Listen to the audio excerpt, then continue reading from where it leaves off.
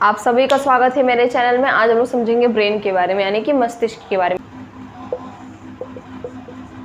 देखिए हमारा fore brain दो हिस्से में बटा हुआ है, सेरेब्रम और दूसरा डाइन चुरैन। सुना है ना आप लोग ने? डाइन, अपने बहन को लोग बोलते हैं ना डाइन कत्तों के चुरैन, ठीक है। तो डाइनसेफ्लॉन। आपको जो डर वगैरह भी लगता है वो सब भी आपके दिमाग के अंदर ही होता है। रात में डर लग रहा है कि कोई पायल छम छम कर रहा है। पायल की आवाज़ ना सिर्फ दिन तक अच्छी लगती है, अगर पायल की आवाज़ रात के 12 बजे बजने लगे तो वो फिर अच्छी नहीं लगती है, ठीक है। अब देखिए डाइनसेफ्लॉन ना 3 हिस्सों में बटा हुआ है। पहला है हिस्सा उसका थैलेमस, सुना होगा। अब एक हिस्सा है हाइपोथैलेमस। अब लोग बोलेंगे अरे वाह ये तो मैंने सुना है, हाँ तो हाइपोथैलेमस वो डाइनसेफ्लॉन के अंदर में आता है। तीसरा होता है पीनल ग्लैंड। अब देखिए जो आपको नींद वगैरह आती है ना, ये पीनल ग्लैंड की देन। अगर पीनल ग्लैंड ना रहे तो आपको नींद वगैरह नहीं आएगी। पीनल ग्लैंड को हम लोग एक और वर्ड बोलते हैं एपिथैलेमस, ठीक है। पीनल ग्लैंड का दूसरा नाम क्या है? एपिथैलेमस। समझ में आ गया? तो देखिए डाइसेफ्लॉन में कितने लोग हैं? Thalamus, hypothalamus, penal gland. अब लोग समझते हैं सेरेब्रम को डिटेल में। अब देखिए पहले हम लोग समझते हैं डाइनसेफ्लॉन के बारे में। ये सेरेब्रम के बारे में हम लोग बहुत डिटेल में समझिए। सेरेब्रम जो खोपड़ा है ना, खोपड़ा, इसको पूरा सेरेब्रम बोलते हैं। और सेरेब्रम के अंदर ही होता है डाइनसेफ्लॉन। को होता है सेरेब्रम के अंदर ही डाइनसेफ्लॉन होता है। अब देखिए डाइनसेफ्लॉन के अंदर कौन है? थैलेमस, ठीक है। देखिए थैलेमस, देखिए आपके यहाँ पे फोटो लगा दूंगी, आपको दिख रहा होगा, ठीक है। थैलेमस देखिए छोटी सी चीज़ होती है, देखिए ऐसा कुछ तो बना होगा। उसके बाद नीचे इधर थैलेमस होता है। इधर क्या होता है? थैलेमस। इधर क्या होगा? थैलेमस होगा, ठीक है। थैलेमस की कुछ दूरी पे होगा हाइपोथैलेमस। क्या होगा? हाइपोथैलेमस। अब हाइपोथैलेमस के नीचे देखिए कुछ ऐसे करके निकला होता है घंटा जैसा, इसे क्या बोलते हैं? पिट्यूटरी ग्लैंड, ठीक है। और यहीं पे बाजू में भी होता है पीनल ग्लैंड। यहाँ पे क्या होता है? बाजू में पीनल ग्लैंड होता है, ठीक है। अब देखिए थैलेमस, हाइपोथैलेमस, पीनल ग्लैंड। अब देखिए आपको ये समझ में आ गया थैलेमस, हाइपोथैलेमस, पिट्यूटरी ग्लैंड। तो पिट्यूटरी ग्लैंड के जस्ट ऊपर हाइपोथैलेमस होता है और थैलेमस के एकदम बीच में इधर नीचे हाइपोथैलेमस। हाइपो मतलब नीचे, ठीक है। तो थैलेमस के नीचे हाइपोथैलेमस। समझ में आ गया आपको? अब देखिए अब समझते हैं मेन बात, एकदम मेन कहानी है, ठीक है। अब मैंने आपको बताया था कि हिंड ब्रेन के नीचे से पूरा न्यूरॉन ऊपर जाता है, ठीक है। न्यूरॉन क्या करता है? दिमाग से जाकर सारी बात बताता है। न्यूरॉन ही जाकर दिमाग से सारी बात बताता है ना, ठीक है। अब देखिए न्यूरॉन यहाँ से नीचे से गया, ठीक है। न्यूरॉन यहाँ से जाएगा, यहाँ पे बैठा होता है थैलेमस। थैलेमस बता था ना, थैलेमस। अब देखिए जैसे ही न्यूरॉन दिमाग को कोई बात बताने जाएगा, समझिए मैंने आपको मारा एक तमाचा खींच के चट्ट से, ठीक है, एक खींच के दिया। अब मैंने आपको एक तमाचा खींच के मारा तो जो न्यूरॉन रहेगा उसको लगेगा कि बाप रे बाप तमाचा खा गए। तो न्यूरॉन क्या करेगा? आपको जब आपको एक खींच के एक तमाचा देता है, आपको झटक से समझ में आता है कि बाप रे बाप तमाचा पड़ गया है, तमाचा लगा है, ठीक है। अब आपको आपके दिमाग को कैसे पता लगा कि आपको तमाचा लग चुका है, आपको एक चाटा लगा है? आपके दिमाग को जो न्यूरॉन है, न्यूरॉन ने जाके आपके दिमाग को बताया कि दिमाग उठ, चाटा लग गया है। तो दिमाग क्या करेगा? बाप रे बाप क्या चाटा लग गया? तो आपको लगेगा, तो आप ऐसे अपने गाल पे ऐसे हाथ रखेंगे, है ना। वो ब्रेन बोलता है आपको, ठीक है। तो ब्रेन को बताता है कौन? न्यूरॉन की चाटा लग गया। अब देखिए न्यूरॉन यहाँ से जाएगा, यहाँ से न्यूरॉन गया, यहाँ से न्यूरॉन गया। न्यूरॉन जा रहा है ब्रेन को बताने की, जा रहे हैं ब्रेन को बताने की चमाटा लग गया, ठीक है। न्यूरॉन जा रहा है ब्रेन के पास, ठीक है। अब न्यूरॉन जब ब्रेन के पास जाएगा तो न्यूरॉन पहले, जब ये न्यूरॉन जा ही रहा होगा तो ये थैलेमस कहेगा रुक, थैलेमस कहेगा न्यूरॉन को रुक, ये भी रुक। तो न्यूरॉन रुक जाएगा, कहेगा क्या हुआ साहब? थैलेमस कहेगा पहले धरा, कहाँ जा रहा है? ऊपर, पहले मेरे पास आ, ठीक है। तो क्या करेगा? ये सीधे जाके कहाँ पे रुकेगा? थैलेमस के पास। न्यूरॉन जाके थैलेमस के पास रुकेगा। अब थैलेमस पूछेगा क्या हुआ रे, बोल मेरे को, हमें बताओ कब है। तो न्यूरॉन बताएगा पूरी बात कि भैया तमाचा एक चाटा लग गया है, वही जाना है दिमाग को बताने, ठीक है, चुगली करने जाना है। तो थैलेमस क्या करेगा? थैलेमस कहेगा अब तुम्हारा काम हो गया ना, अब तेरा काम हो गया, यहीं पे बैठ, मैं जा रहा हूँ दिमाग को बता के आऊँगा कि दिमाग एक तमाचा लग गया है। तो थैलेमस क्या करेगा? न्यूरॉन को यहीं पे बैठा देगा और थैलेमस जाएगा दिमाग को बता के आएगा कि दिमाग तमाचा चाटा लग गया है। क्या लग गया? चाटा, एक किसी ने खींच के तमाचा दे दिया है, ठीक है। थैलेमस ने जाके दिमाग को बताया। अब दिमाग चाटा लगने के बाद अब आपका तो मन करेगा कि 2-3 तमाचा हम भी लगाएं, मन तो करेगा ना कि दूसरा गला आगे रख देंगे, नहीं आप बोलेंगे ना, अब आपका ही मन करेगा पीटने को। तो दिमाग क्या करेगा? दिमाग करेगा हमू पीटअप अब, ठीक है।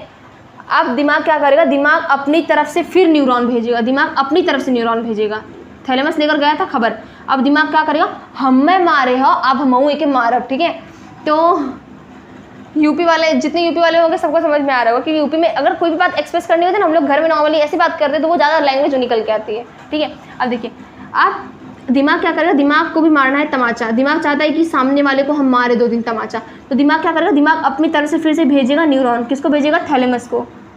थैलेमस को। अब थैलेमस कहेगा ए न्यूरॉन, दिमाग खबर भेजे हैं कि तुम्हें जाके मारना है एक तमाचा खींच के, ठीक है, जाके फटाफट हाथ को बोलो कि मारे एक तमाचा। तो ये जैसे ही दिमाग ने जानकारी भेजी थैलेमस के पास, थैलेमस जाके बोलेगा न्यूरॉन को कि न्यूरॉन, दिमाग की तरफ से ऑर्डर आया है कि एक तमाचा खींच के देना है। तो ये न्यूरॉन जाएगा, कहेगा ठीक है एक तमाचा खींच के देना है। तो न्यूरॉन जाएगा आपके हाथ के पास और आपके हाथ को सिग्नल आएगा कि एक तमाचा खींच के मार। तो आप क्या करें, अगर आपने हाथ ऐसे किया हुआ है तो ब्रेन ने फटाक से सिग्नल भेजा, न्यूरॉन फटाक से आपके पास सिग्नल लेकर आया आपके हाथ के पास। अब आपका हाथ चाट से उठेगा, चाट से, है ना, है ना। और कभी वो बहुत गुस्सा आता है ना, एकदम जी जान लगा के मारने का मन करता है ना, समझ में आ गया। तो ये पूरा काम होता है। थैलेमस क्या है, बस अड्डा है, बस अड्डा मतलब स्टॉप है, आओ जाओ वहीं पे रुके रहेगा थैलेमस। न्यूरॉन जाएगा, इससे ऑर्डर लेगा, पहरादार है ये पहरादार, फिर ये जाएगा इधर तक खबर लेके, तो ब्रेन इसको खबर देगा, फिर ये न्यूरॉन को खबर देगा। और न्यूरॉन समझिए, अगर हमको मन, किसी ने हमें हाथ से मारा, किसी ने हमें तमाचा मारा, तो हमें मन कर रहा है कि हम उसे हाथ से मारे, ठीक है, समझिए, किसी ने हमें तमाचा मारा, ठीक है। अब दिमाग का मन कर रहा है कि हम हाथ के बजाय पैर से मारे, एक लात खींच के दें। तो दिमाग बताएगा थैलेमस को कि थैलेमस हमें एक लात खींच के मारना है। तो थैलेमस बोलेगा न्यूरॉन को, न्यूरॉन जाके लात को ऑर्डर दो कि एक लात खींच के दे। तो न्यूरॉन जाएगा आपके पैर के पास, आपके पैर को हुक्म देगा कि एक लात खींच के दे। तो आपका पैर क्या करेगा, एक लात खींच के देगा, किक करेगा, किक, इंग्लिश में किक। समझ में आ गया आपको। अब ये हो गया थैलेमस वाला काम, ठीक है। अब देखिए हाइपोथैलेमस को भी हम लोग बाद में समझेंगे, हाइपोथैलेमस अभी समझेंगे, टेंशन मत लो। आप समझते हैं इसको, खोपड़ा को, यानी कि सेरेब्रम को। सेरेब्रम का अपना अलग अलग हिस्सा होता है, सेरेब्रम के अंदर अलग अलग डिपार्टमेंट होते हैं जो कि अपना अलग अलग काम करता है, ठीक है। ये हो गया आपका पूरा एक किताबी भाषा, ठीक है। अब आप समझिए, पैराइटल लोब, समझ में आ गया, frontal lobe, temporal lobe, occipital lobe, parietal lobe, ठीक है। अब देखिए फ्रंटल लोब का अपना अलग अलग काम होता है, इन सभी का अपना अलग अलग काम होता है, ठीक है। अब उनके अलग अलग कौन कौन से काम होते हैं वो समझते हैं। तो ये अगर आपको बनाना है तो फटाफट बना लीजिए, क्योंकि मुझे मिटाना पड़ेगा आपको अच्छे से समझाने के लिए। पहले हमें समझना पड़ेगा 3 तरह के हमारे दिमाग में एरिया होते हैं। क्या होते हैं, एरिया, 3 तरह के एरिया। उन एरिया के नाम क्या है वो समझिए, ठीक है। अब देखिए सेंसरी एरिया क्या करता है वो देखिए, सेंसरी एरिया हमारा क्या करता है। सेंसरी एरिया में हमें क्या होता है, महसूस होता है। अब ये मत बोलना ये कहाँ पे आ गया, हमें इतना समझ में आवत बा, हम तो इन पढ़ लेना है। अब ये है सेंसरी एरिया। दूसरा वाला एरिया होता है मोटर एरिया, मोटर टिब्यूल सुना होगा ना, मोटर वाला एरिया, ये मोटर एरिया। मोटर एरिया में क्या होता है, आपको हुक्म दिया जाता है, ऑर्डर दिया जाता है, कमांड दिया जाता है, ठीक है। इसमें क्या होगा, आपको ऑर्डर मिलेगा, क्या होगा, ऑर्डर मिलेगा। तीसरा वाला एरिया क्या होता है, तीसरा वाला एरिया होता है एसोसिएशन एरिया, एसोसिएशन एरिया।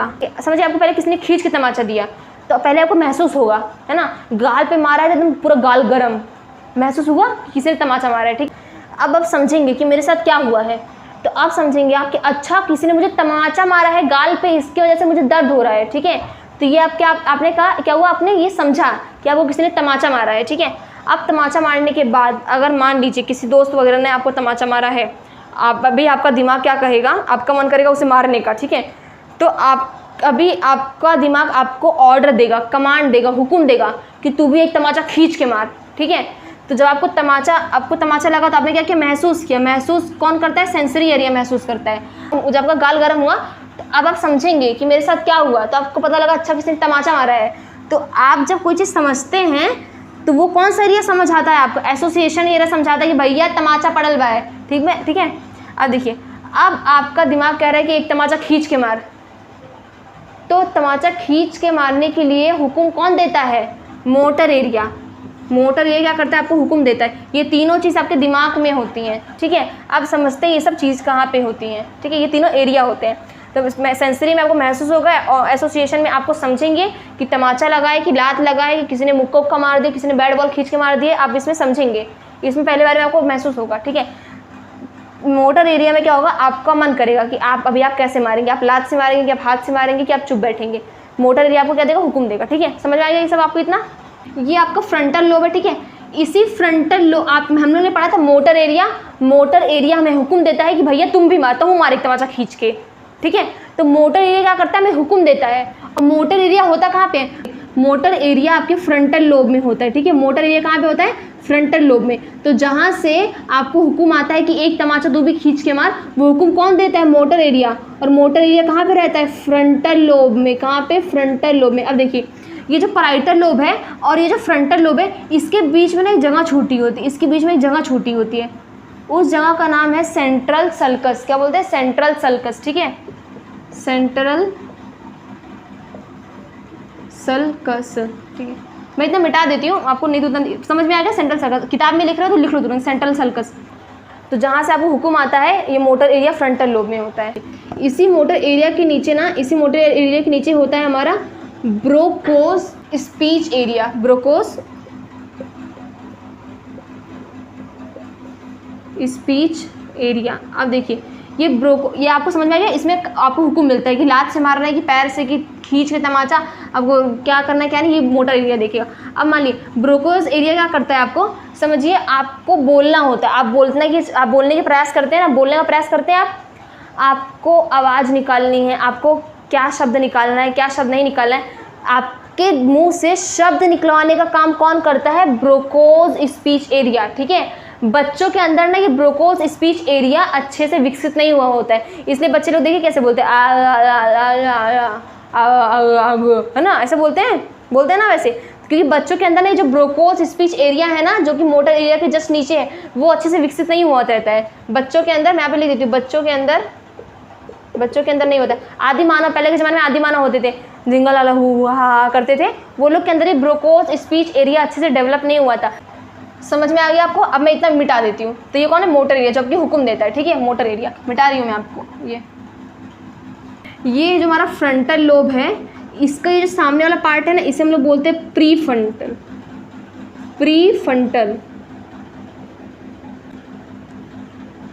देखिए इसे प्रीफ्रंटल क्यों बोलते हैं? क्योंकि जो आपका ये माथा है, देखिए समझिए, हम ये क्या है? हमारा ब्रेन। ठीक है, ब्रेन के हम लोग आधे वाले पार्ट को पढ़ रहे हैं ना, आधे वाले पार्ट को काट के पढ़ रहे हैं ना, तो ये जो आपका ये जो पार्ट है, देखिए ये वाला पार्ट सामने पढ़ रहा है, ये हमारा क्या है? फ्रंटल लोब है। ठीक है, क्या है? Frontal lobe. अब फ्रंटल लोब का एकदम सामने वाला पार्ट क्या है? उसे हम लोग बोलते हैं प्रीफ्रंटल लोब। Prefrontal lobe. ठीक है, तो प्रीफ्रंटल लोब क्या होता है? प्रीफ्रंटल लोब में आपने सुना होगा कि अपने माथे पे ऐसे मत मारा करो। क्यों नहीं मारा करो? क्योंकि देखिए यहाँ पे आपका प्रीफ्रंटल लोब होता है, और प्रीफ्रंटल लोब बहुत बड़ा काम करता है। ठीक, अभी प्रीफ्रंटल लोब कौन कौन सा काम करता है वो समझिए। जो प्रीफ्रंटल होता है वो कौन कौन सा काम करता है? आप जो कुछ चीज़ सोचते हैं, ठीक है, सोचने का काम कौन करवाता है? Prefrontal lobe. आप जो चीज़, आपको समझे कोई सवाल हल करना है, सॉल्व करना है, तो सवाल समझने में, सॉल्व करवाने में कौन मदद करता है? ये करता है। समझने में कोई भी चीज़ ये मदद करता है। ठीक है, आप कोई भी चीज़ समझते हैं, सवाल सॉल्व करते हैं, वो सब प्रीफ्रंटल के अंदर में होता है। ठीक है, तो कोई भी काम करते हैं तो प्रीफ्रंटल की वजह से करते हैं। तो इसलिए लोग बोलते हैं ऐसा माथा मत पीटा करो, इधर दिमाग होता है, तो ये बहुत बड़ा काम करते हैं, इसलिए यहाँ पे माथा नहीं, हाथ नहीं बराबर पटकना चाहिए। ठीक है, ये हो गया प्रीफ्रंटल। ये हो गया हमारा पूरा फ्रंटल लोब के बारे में। हम लोगों ने पढ़ा माउथ एरिया, मोटर एरिया यहाँ पे होता है, उसके नीचे होता है बारकोस स्पीच एरिया, इधर होता है प्रीफ्रंटल। अब समझते हैं हम लोग, अब पैराइटल लोब के बारे में समझते हैं। ठीक है, इधर होता है मोटर एरिया, इधर कौन सा एरिया होता है? Motor area. अब इधर होता है हमारा सेंसरी एरिया। कौन सा एरिया होता है? Sensory area. सेंसरी एरिया में हम लोग को समझ में आता है ना, हम लोग इधर महसूस करते हैं। अगर आपको किसी ने एक तमाचा खींच के मारा है, तो आप पहले ये नहीं पता करेंगे कि आपको किसी ने तमाचा मारा है कि लात घुसा मारा है। आपको पहले तो फील होगा, पहले आपको महसूस होगा कि कुछ तो कुछ लगा है, कुछ तो कुछ गाल पे चोट लगा है। ठीक है, तो चोट लगा है वो कौन बताएगा आपको कि आपको चोट लगा है? भैया महसूस करो। तो महसूस करवाने का काम कौन करता है? हमारे दिमाग के अंदर पैराइटल लोब होता है। पैराइटल लोब के अंदर एक एरिया होता है, उस एरिया को हम लोग बोलते हैं सेंसरी एरिया। तो सेंसरी एरिया क्या करता है? महसूस करवाता है हमें कि चोट लगी है। ठीक है, तो महसूस करवाने का काम कौन करता है? सेंसरी एरिया करता है। ठीक है, अब देखिए यहीं पे ना, यहाँ पे एक एरिया होता है, इस एरिया को हम लोग बोलते हैं व्रिंकस एरिया। क्या बोलते हैं? व्रिंकस एरिया। व्रिंकस एरिया क्या करता है? आप कोई भी चीज़ सुनने के बाद समझते हैं ना, समझने का ट्राई करते हैं ना कि ये गलत है कि सही है, ये अच्छा बोल रहा है कि खराब बोल रहा है, आप समझते कहाँ से हैं? तो देखिए यहाँ पे एक एरिया होता है, उस एरिया को बोलते हैं व्रिंकस एरिया। व्रिंकस एरिया क्या करता है? आपको समझने में मदद करता है। कोई भी चीज़ आपको समझनी है, कोई भी सवाल आप पढ़ रहे हैं तो आपको समझना है। ठीक है, आप कोई भी, किसी ने आपको बुरी बात बोली, आपको समझना है कि अच्छी बात है कि बुरी बात है, वो समझाने में, वो चीज़ समझने में कौन मदद करता है? व्रिंकस एरिया। तो व्रिंकस एरिया किसके लिए? अंडरस्टैंडिंग के लिए। किसके लिए है? अंडरस्टैंडिंग के लिए। ठीक है, तो जब भी आप कोई चीज़ समझते हैं, कोई भी चीज़, दुनिया का कोई भी चीज़ आप समझते हैं, तो उसके लिए मदद करता है व्रिंकस एरिया। और जो हम लोग जितनी भी चीज़ समझ रहे हैं ना, कि आपने महसूस किया, फिर आपको लगा नहीं किसी ने तमाचा मारा है, आपने भी एक खींच के दिया, ये सब एकदम सेकंड के अंदर में होता है। 1 सेकंड के अंदर में ये तीनों चीज़ें हो जाती हैं। ठीक है। सेकंड के अंदर हर एक चीज़ होती है। कोई आपको चीज़ बोलता है तू बेवकूफ़ है, तो आप तुरंत समझते हो कि इसने गलत बोला है। एक सेकंड के अंदर आप समझ जाते हैं ना कि इसने गलत बोला है। तो हर एक चीज़ आपके दिमाग के अंदर जो होती है वो सेकंड्स के अंदर हो जाती है, आपको पता भी नहीं चलता और वो चीज़ हो जाती है। समझ में आ गया? तो उन्होंने पैराइटल लोब देख लिया, सेंसरी एरिया होता है, इसके जस्ट नीचे व्रिंकल एरिया होता है जो कि आपको हर एक चीज़ समझने में मदद करता है। समझ में आ गया? अब देखिए, अब हम लोग समझते हैं ऑसिपिटल लोब और टेम्पोरल लोब। ये देखिए, ये है ऑसिपिटल लोब। क्या है ये? Occipital lobe. अब ऑसिपिटल लोब मतलब क्या होता है समझिए। देखिए, ऑसिपिटल लोब के पास ना दो चीज़ें होती है, दो एरिया होता है, ठीक है, दो। ये पहला वाला देखिए, जब भी आप कोई चीज़ देखते हैं, देखने का काम कौन करता है? ऑसिपिटल लोब देखता है, ठीक है। आप कोई चीज़ देख रहे हैं तो वो डिपार्टमेंट किसके अंदर में होता है? ऑसिपिटल लोब के अंदर में, ठीक है। अब मान लीजिए आपने कुछ देखा, ठीक है, समझिए आपने कुछ देखा, ये आपकी आँख है, आपने कुछ देखा। अब आपने समझिए आपने देखा कुत्ता, आपकी आँख ने कुत्ते को देखा, आप तुरंत समझ गए ये कुत्ता है ना। आपने एक झलक देखा ही आपको समझ में आ गया कि भैया ये कुत्ता है, ठीक है। तो पहले आप कोई चीज़ देखेंगे तो पहले इसके पास जाएगा, ठीक है, पहले वो चीज़ इसके पास जाएगा। ये क्या काम करता है? ये क्या करता है? देखने का काम करता है। ये क्या काम करता है? देखने का काम। तो आपने कुत्ते को समझिए देखा, तो आपने उसे देख लिया। अब आपको ये कौन बताएगा कि भैया ये कुत्ता है? कौन बताएगा कि ये कुत्ता है? तो ये जो इसके नीचे वाला एरिया है, ये क्या करेगा? ये समझेगा, ये प्रोसेस करेगा। क्या करेगा? प्रोसेस करेगा कि भैया आपने जो देखा है ना, ये कुत्ता है, कुत्ता। आप शेर देखेंगे तो आप ये पहले शेर देखेगा, फिर ये क्या बोलेगा? ये आपका जो नीचे वाला पार्ट है ये समझेगा कि भैया ये शेर था कि कुत्ता था कि बिल्ली था। ये बोलेगा अच्छा ये शेर था। समझ में आ गया? तो ऊपर वाला पार्ट सिर्फ देखने का काम करता है, सिर्फ इसका काम क्या है? देखने का। अब बाकी तुम समझो, कुत्ता बिल्ली है तुम समझो। तो ये नीचे वाला बेचारा समझेगा कि कहेगा हाँ भैया हम तो समझ में करेंगे। तो नीचे वाला क्या करेगा? समझेगा अच्छा कुत्ता है, बिल्ली है, क्या है। तो ऊपर वाला पार्ट देखने का, नीचे वाला समझने का, ठीक है। ये हो गया ऑसिपिटल। ऑसिपिटल किसके अंदर में आता है? देखने के बारे में। देखने वाला एरिया किसके अंदर में होता है? ऑसिपिटल के बारे में। अब आ गया टेम्पोरल लोब। क्या आ गया? Temporal lobe. हम लोगों ने ये समझा प्री फ्रंटल, पैराइटल, ऑसिपिटल। अब देखते हैं टेम्पोरल लोब। टेम्पोरल लोब में क्या होता है? जो हमारा टेम्पोरल लोब होता है, टेम्पोरल लोब सुनने के लिए काम करता है, सुनने के लिए, ऑडियो के लिए। देखना मतलब विजुअल, विजुअल मतलब देखना। तो देखने के लिए कौन काम करता है? ऑसिपिटल। सुनने के लिए कोई चीज़ सुनना हो आपको, उसके लिए कौन आ जाएगा? टेम्पोरल आ जाएगा। कहेगा भैया हम खड़े हैं यहाँ पर सुनने के लिए, ठीक है। अब मान लीजिए आपने कोई चीज़ सुना, आपने कोई चीज़ सुनी, ठीक है, आपने कोई चीज़ सुनी, आपका कान है, ये आपका कान, ठीक है। आपने कोई चीज़ सुना, आपने कोई चीज़ सुना, तो ये है ना हमारा ऑडिटरी सेंसरी एरिया। ऑडिटरी मतलब सुनना, सेंसरी एरिया मतलब आप कोई चीज़ आप समझते नहीं, बस आप महसूस करते हो, ठीक है। अब देखिए आपने कोई चीज़ सुना, किसी ने कुछ बोला, आपका ये जो ऑडिटरी सेंसरी एरिया है, पहले तो वो सिर्फ सुनेगा, उसे भाड़ में जाए किसी ने क्या बोला उससे मतलब नहीं, बस उसने सुना है। और जो इसके बाजू में बैठा ये कहेगा भैया हम समझेंगे, हम समझेंगे, हमारे ऊपर ये पूरी जिम्मेदारी है, क्या किसने बोला है वो हम समझने का हम काम करेंगे। तो इसने क्या किया? इसने सिर्फ सुना है। और ये जो बाजू वाला पार्ट है ये क्या करेगा? किसने क्या बोला है वो ये समझेगा। समझे? किसने बोला तुम बहुत अच्छी दिख रही हो, ठीक है, तो ये सिर्फ सुनेगा तुम बहुत अच्छी दिख रही हो। इसे नहीं पता खराब है कि क्या है, उसे कुछ मतलब नहीं है। बाजू वाला कहेगा अच्छा ये हमारी तारीफ़ कर रहा है, इसने बोला है तुम बहुत अच्छी दिख रही हो। समझे? मैं आ गया, ठीक है। तो ये होता है, ये सुनेगा तो ये समझेगा, ठीक है। अब आपने सुन लिया, ये इसने बता दिया कि बहुत अच्छी दिख रही हो। तो अब आपको कैसे पता चलेगा कि आप किसी ने ये अच्छी बात बोली है, खराब बात बोली है? उसके लिए व्रिंकस एरिया होता है, व्रिंकस एरिया। व्रिंकस एरिया कहेगा अच्छा इसने बोला है आप अच्छी दिख रही हो, इसका मतलब इसने हमें तारीफ़ की। व्रिंकस एरिया क्या करेगा? समझेगा कि इसने क्या बोला है, तो वो समझेगा फिर अच्छा इसने तारीफ़ की है। तो व्रिंकस एरिया का काम करता है, समझने का काम करता है। समझ में आया आप सभी को? तो ये था हमारा पूरा सेरेब्रम वाला पार्ट, ठीक है। तो ये हमारा था फ्रंटल लोब, ठीक है। समझ में आया आप सभी को? अब हम लोग समझते हैं सेरेबेलम के बारे में। ये सेरेबेलम मैंने आपको बताया, सेरेबेलम की मैं आपको बताऊंगी। और देखिए यहाँ से न्यूरॉन्स जाते हैं ऊपर, तो सेरेबेलम के पास से भी न्यूरॉन्स जाते हैं, याद रखना। सेरेबेलम के पास से भी न्यूरॉन्स जाते हैं दिमाग के अंदर, याद रखना। सेरेबेलम के यहाँ से भी न्यूरॉन्स जाएंगे, सेरेबेलम के पास से भी न्यूरॉन्स जाएंगे, ठीक है। तो अब हम लोग सेरेबेलम का काम करते हैं, सेरेबेलम हम लोग काट लेते हैं, अब इधर हम समझते हैं, ठीक है। ये हमारा क्या है? सेरेबेलम है, ठीक है। अभी सेरेबेलम क्या काम करता है ये समझिए। देखिए सेरेबेलम हमारा क्या काम करता है? आपकी बॉडी को संभालने का काम कौन करता है? सेरेबेलम काम करता है। आपकी बॉडी को, आपके पोस्चर मतलब आप कैसे हिल डुल रहे हैं, आपकी बॉडी को संभालने वाला काम कौन करता है? सेरेबेलम काम करता है, ठीक है। आपकी बॉडी को सीधे खड़ा होना है, तो खड़ा कराने में कौन मदद करेगा? कौन बोलेगा खड़ा हो जाओ सीधे एकदम स्ट्रेट, हिलना नहीं है? सेरेबेलम बोले, टीचर बोलेंगे स्टैंड अप, तो आप सीधे खड़े हो जाओगे ना, सीधे खड़े हो जाओगे। तो वो कौन? सेरेबेलम आपको ऑर्डर देगा कि सीधे खड़े हो जाओ, तो आप सीधे खड़े रहेंगे, ठीक है।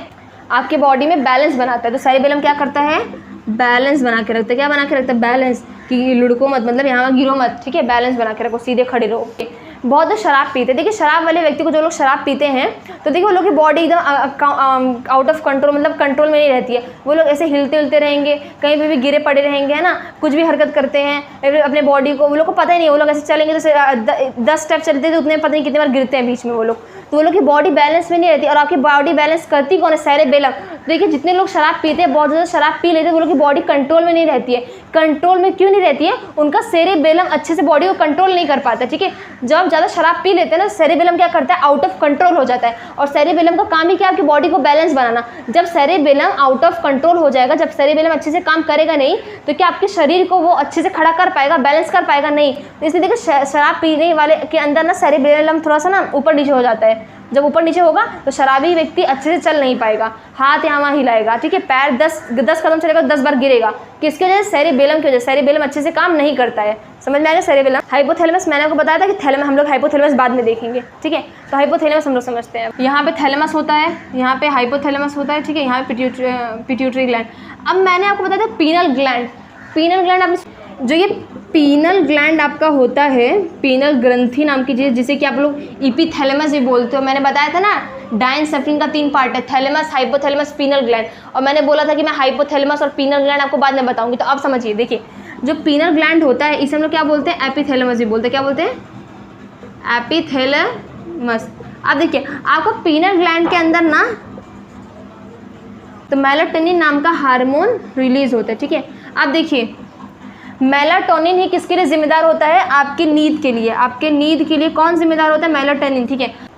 अगर किसी का मेलाटोनिन बढ़ गया, समझिए, अगर किसी का, इधर देखिए, किसी का मेलाटोनिन बढ़ गया तो उसको नींद बहुत ज़्यादा आएगी, ठीक है। उसको क्या होगी, स्लीप, उसकी क्या होगी, नींद क्या होगी, ज़्यादा होगी। तो देखिए किसी को नींद बहुत ज़्यादा आती है, किसकी वजह से, जो ये पीनल ग्लैंड है ये एक हार्मोन निकालता है, उस हार्मोन का नाम है मेलाटोनिन।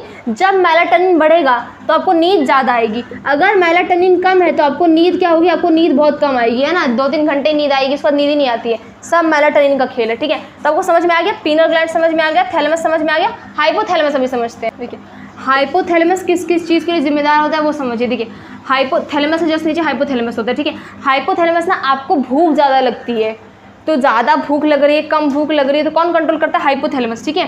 तो आपको हंगर के लिए, हंगर मतलब भूख के लिए कौन जिम्मेदार होता है, हाइपोथैलेमस। अगर आपको भूख ज़्यादा लग रही है तो उसके लिए भी हाइपोथैलेमस। अब देखिए आपको बुखार ज़्यादा होता है, ठीक है। देखिए बहुत लोग बुखार आता है, क्यों बुखार आता है, देखिए अगर आपके शरीर में कोई बैक्टीरिया जाती है, कोई इन्फेक्शन पहुंचता है आपके शरीर में, अभी आपके शरीर को पता है कि ये जो बैक्टीरिया गया है वो हमारे शरीर के लिए बहुत खतरनाक है, तो क्या करेगा, हाइपोथैलेमस क्या करेगा, आपके शरीर में गर्मी बढ़ाना शुरू कर देता है। क्या करता है, गर्मी आपके शरीर का टेम्परेचर बढ़ा देता है। और जब आपको शरीर का टेम्परेचर बढ़ाता है तो देखिए पूरी बॉडी गर्म हो जाती है। क्यों गर्म होती है, क्योंकि हाइपोथैलेमस क्या करता है, टेम्परेचर को बढ़ा देता है। और बढ़ाता किस लिए, और जब टेम्परेचर बढ़ेगा तो आपको क्या हो जाएगा, आपको बुखार आ जाएगा, ठीक है। तो जब भी आपके शरीर में इन्फेक्शन, बैक्टीरिया ज़्यादा बढ़ता है, ठीक है, जो खराब बैक्टीरिया जो कि आपके शरीर को आगे खतरनाक हानि पहुंचा सकती है, तो आपका हाइपोथैलेमस क्या करेगा, टेम्परेचर को बढ़ाएगा। टेम्परेचर बढ़ेगा तो आपको बुखार आएगा, ठीक है। तो बुखार के लिए भी कौन जिम्मेदार होता है, हाइपोथैलेमस, ठीक है। आपको भूख दिलाने का काम कौन करता है, हाइपोथैलेमस करता है। अब हाइपोथैलेमस का काम क्या है, सिर्फ भूख दिला देना। आपका भूख कंट्रोल होना चाहिए कि नहीं कंट्रोल होना चाहिए वो हाइपोथैलेमस नहीं जानता है। उसका बस चले तो आपको 50 कमरा भर खाना खिला सकता है, पर आपका पेट का कुछ लिमिट है। तो आपके भूख को रोकता कौन है, कि भैया खाते खाते कभी कभी देखिए आप खाते खाते आपका पेट भर जाता है, तो पेट भर जाता है ये आपको बताएगा कौन, उसके लिए होता है एक सैटिटी सेंटर होता है। क्या होता है, सैटिटी सेंटर। सैटिटी सेंटर आपको क्या करेगा, आपको बताएगा कि भैया खाना रोक दो, पेट भर गया है, भूख अभी ख़त्म हो चुकी है, खाना रोक दो। तो कौन बोलेगा, बताएगा वो आपको सैटिटी सेंटर बताएगा कि अभी आपकी भूख क्या हो चुकी है, बंद हो चुकी है, मतलब भूख कंट्रोल हो गई है आपकी, ठीक है। तो हाइपोथैलेमस सिर्फ आपको भूख दिलाने का काम करता है, कंट्रोल करने का काम स्टैटिटी करता है, ठीक है। स्टैटिटी सेंटर आपको भूख कंट्रोल करता है। तो बुखार हुआ तो उसके लिए कौन जिम्मेदार है, हाइपोथैलेमस। शरीर गर्म कौन करता है, तो हाइपोथैलेमस। आपको भूख लग रही है तो उसके लिए भी कौन जिम्मेदार होता है, हाइपोथैलेमस ही जिम्मेदार होता है। तो आशा करती हूँ आप सभी को आज की वीडियो समझ में आई होगी। मिलते हैं नेक्स्ट वीडियो में, तब तक के लिए धन्यवाद।